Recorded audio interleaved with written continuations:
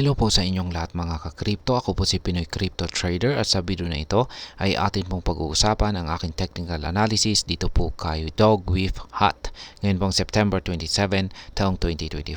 Pero quick update lamang po tayo rito kaya diretso na po tayo sa pagte-technical analysis sa kanyang daily chart time frame na ito. At ayan, yung aking huling technical analysis dito ay noong pang mga September 22 kung saan ay nasabi ko rito na kapag nabasag po ni Dog with Hat ang resistance line natin dito, ay dito na po siya magpapatuloy sa kanyang pag-angat sa presyo.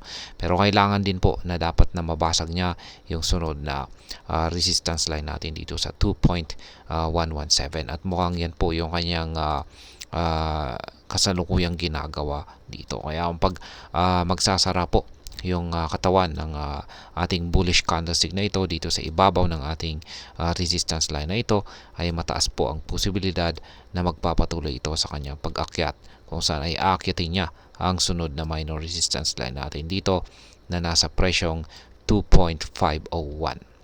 Kaya ayan, sakaling ayan, nagkaroon ng kumpirmasyon na basag na ito ay ayan, Diyan ko masasabi na magpapatuloy ito sa kanyang pag-angat sa presyo. Ngayon na ito na po ay nagsisilbing isang support line. Color coding po natin dito is lahat ng mga kulay red ay mga support. Lahat naman na po ng mga kulay green ay mga resistance. At syempre, nandyan pa rin po yung posibilidad na posibleng mauwi po sa isang consolidation ang sunod na magiging galaw nitong si Dog with Hat. Lalong-lalo na kung siya ay nakaranas ng rejection dito. Kaya, ayan. At syempre, nandyan na rin po yung posibilidad na posibleng makaranas po ng pagbagsak itong si Dog with Hat. At ayan, posible po niyang balikan yung ating yan, posible po niyang balikan yung ating support dito. At ayan. Pero sa mga projections ko na ito ay ang nakikita ko po rito ay mas mataas po ang posibilidad na magpapatuloy lamang po sa pag-angat sa presyo itong si Dog with Hat at mataas po ang masasabi kong mataas po ang posibilidad na patatamaan niya ang 2.501 na sunod na resistance line natin dito. Sapagkat ang dahilan po niyan ay napaka-bullish po ng ating dalawang indicators dito. Una ay yung ating hazard indicator ay mapapansin po natin na mabilis po yung pagtaba ng sukat nito. Kaya ngayon ay kitang-kita natin na matabang-mataba na ito. Ibig pong sabihin ay punong-puno po ng bullish momentum ang kalagayan ng market nitong si Dog with Hat.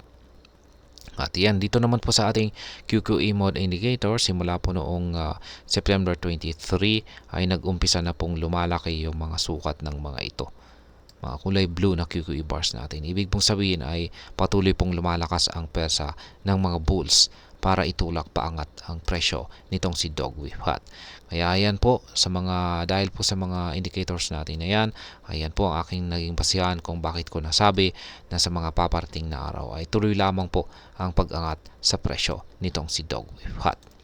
Ngayon pagdating po sa ating trades ay meron po tayong na-trigger dito noong mga September 24 na isang sell pending order. Kaya nakapag-take profit po tayo dyan.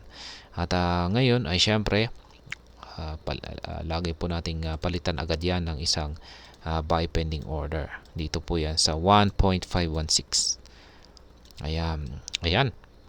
Masaya po tayo rito kay Dog with Hat.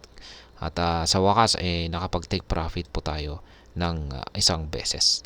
At mukhang masusundan po ito sa mga paparating na araw kung sakaling nagawang banggain ni Dog with Hat ang sunod na ating minor resistance line dito sa 2.501.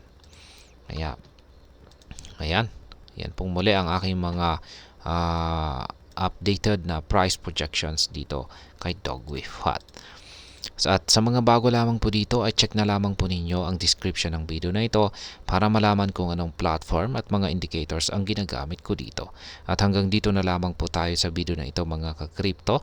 Marami pong salamat sa panonood. Ingat po tayo lagi at God bless po sa ating lahat.